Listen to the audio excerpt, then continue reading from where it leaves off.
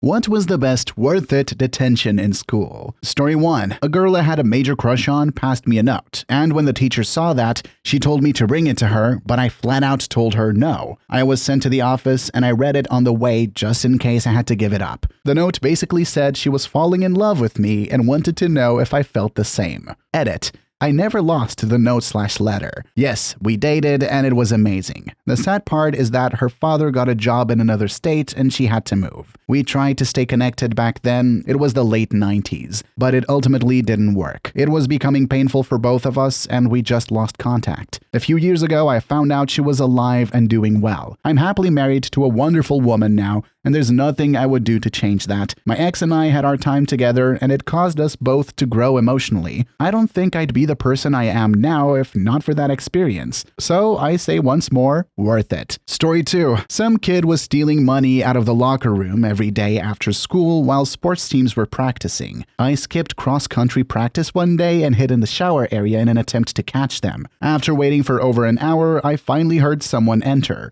I didn't know what I would be up against, so I had taken my belt off as some sort of makeshift weapon, just made me feel safer. Suddenly, I hear the sound of Velcro separating, and I knew I had finally caught him. I ran out of the locker area and he flung the wallet in his hands away and immediately pretended to be opening a lock on the locker. The culprit was this tiny 8th grader. Junior high was connected to the high school. As he sat there fumbling with the lock, I just stood and waited. Finally, when it was clear to him that he wasn't fooling me and that he didn't know the combination of the locker he was trying to open, he looked up at me. I started yelling at him, telling him how many people wanted to kick his ass. The wallet he was opening was one of my friends who was in an open gym close by. I told him to wait there unless he wanted trouble and got my friend. Ultimately, we started trying to extort the money he had stolen over the last few weeks with threats, because we were concerned that if we turned him in, we wouldn't see a dime. Finally, the kid turned himself in because he didn't have any of the money left, a way to make the money, and was legitimately concerned we were going to hurt him. The discipline lady said that I can do what I did and she was glad, but I couldn't take the law into my own hands. Later on, she stated that she must give me detention for this. She asked why I didn't turn him in, so I answered her honestly. So she asked us to get a list together and made the parents pay up. All in all, totally worth it. Reply 1. I had a good one of my own. Dean Mitchell, the bulldog, we called him. A fat, stout little dude that didn't take from anyone, smoked outside the school all day long, and drank Malox from the bottle. He once told my mom to go easy on me because I was standing up for myself, badly, when I bum rushed the shithead kid that was making fun of me. Tell you what, that guy straight up materialized from nothing and broke us up. The dude was cool. Circa 1995. Story 3. I went to a K-8 Catholic school. Our school lunches were pitiful small, same portion for first graders as for 8th graders. The lunch ladies understood that the portions were small and would often let students get second servings, which they were otherwise going to throw out. I went to get some extra salad. Rather than giving me an additional serving, they just gave me the remaining heaping mound of cheap iceberg lettuce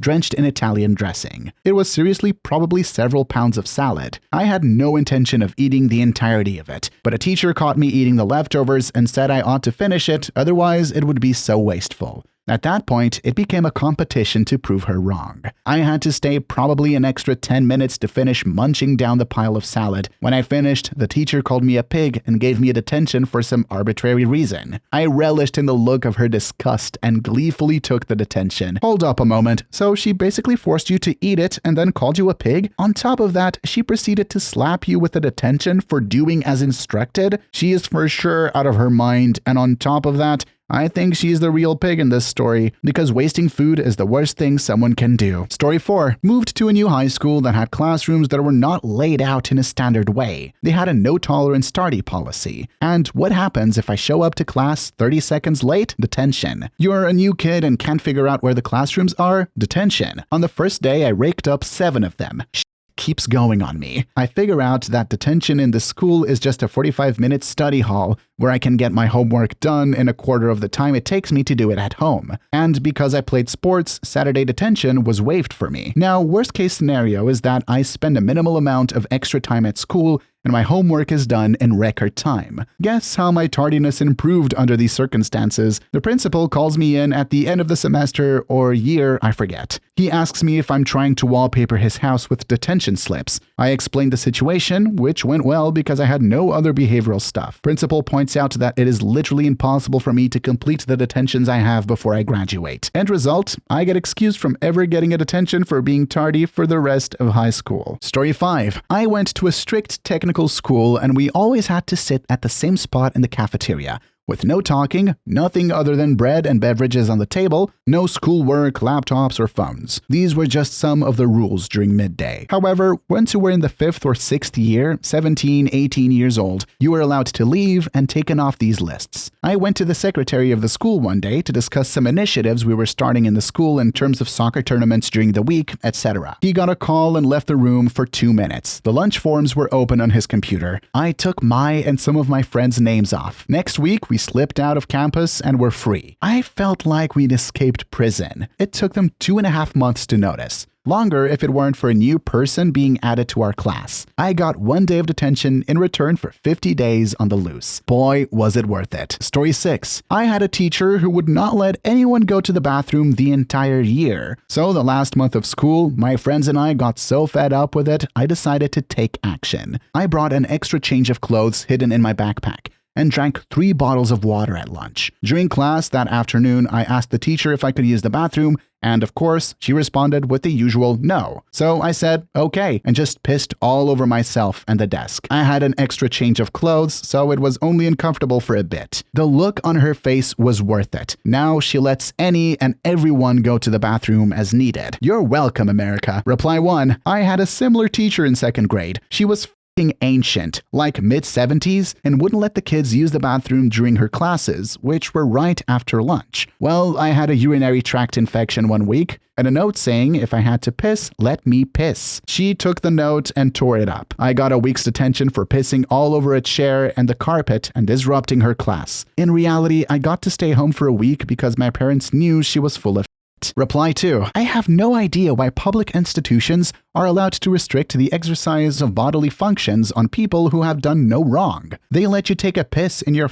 room in prison, and in school it's up to the teacher's discretion to determine whether you need to do something. Imagine going to a server at lunch and they tell you, nah, you're not that hungry today. Story 7. In high school, my dad dropped me off out front after all the buses had left. The vice principal was being an asshole for no reason and giving my dad for parking in a bus lane, when in fact he had not violated any rules. It was clear he was trying to pick a fight. After a brief heated exchange, my dad drove off, and I heard him mutter "asshole" under his breath. I stood in front of the building, waited for the VP to turn around and see me, held up a brazen middle finger and walked inside, ignoring his demands that I stop. I proceeded to dodge detention until I was pulled from class, flipped off the vice principal in front of the school, and it felt so great. Reply 1. This is great. I had a teacher who told me I would never make it in life. She never liked me because I worked the system to find the easiest ways to good grades. Anyway, I went to pick up a kid in my youth group from school 2 years after I graduated, then picked him up from the street instead of the little driveway for carpool. Still cutting corners. I was driving a Corvette I had bought while still in college, and she came running after my car yelling at me. I just ignored her and kept going until she threw a pine cone at my car. Just detailed. Pine cone, wax, pine cone, anger. If you were my child, I'd be proud of you. You stuck up to your dad, and that's awesome. Never let anyone insult your parents. Story 8. I was in 8th grade and our gym teacher picked 1 student per class to make his personal I wasn't having any of it, so everything tried I was able to one-up him. His final straw was when we were throwing frisbees and he threw one at me. At the last second, he said, "Sodi, heads up," expecting me to get hit in the face. I don't know what happened, but without looking, I grabbed it, spun around, and whipped it back at him fast enough and hard enough to give him a bloody nose. He sent me to the principal's office, where she, while laughing her off, had to give me a 3-day suspension due to attacking a teacher. I found out 2 years later that he was fired from his job after that year due to multiple students from several years coming forward and claiming physical and verbal abuse. So it was totally worth it to get that out of teaching. God damn, that reminds me of a stupid reason I got in trouble once. It wasn't at school, more of a daycare center. We were playing soccer and someone kicked it pretty hard and it was about to hit me in the face. I somehow reacted fast enough to shift my face out of the way and someone a few feet behind me got hit. I got in trouble for that because I blocked his view,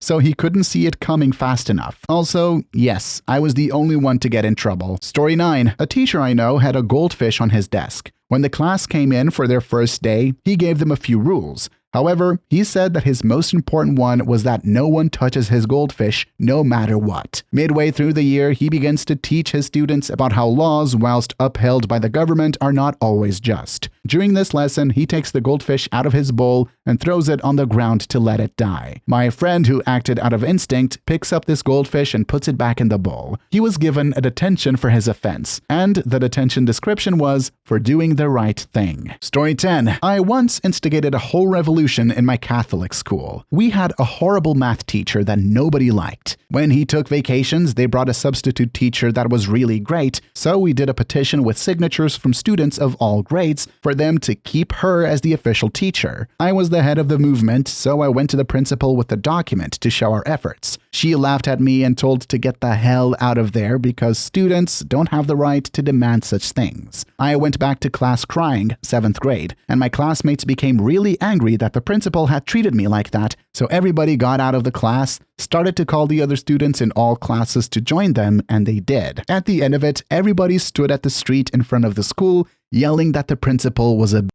I was in serious trouble after that, but totally worth it. Story 11. In elementary school, I got detention because I got the last word in a snowball fight by bringing one in the classroom in my coat pocket and throwing it at my friend. Spent lunch recess writing, "I will not throw snow in school" 1,000 times for a few days. But totally worth it. Story 12. After being bullied a lot between the ages of 8 and 14, I finally snapped when I was walking away from a bully. He said, "Keep rolling, fat boy," in front of a girl I liked. I turned around in blinding anger and hit him so hard I broke a few bones on my hand and his nose. He fell back and landed in a puddle of mud and started crying. Fast forward to sitting outside the head teacher's office after I was reported for fighting, and out comes my favorite teacher, who apparently saw the whole thing and fought my corner, meaning the only punishment I got was a week of lunchtime detentions. I was never bullied again after that incident, and I just wish I had done it sooner. Edit. I just wanted to say that as an adult, this is clearly not the correct response to verbal abuse. But that being said, as a 14-year-old boy, the only option I saw at the time was to wait it out until the end of school, 2-3 years I think,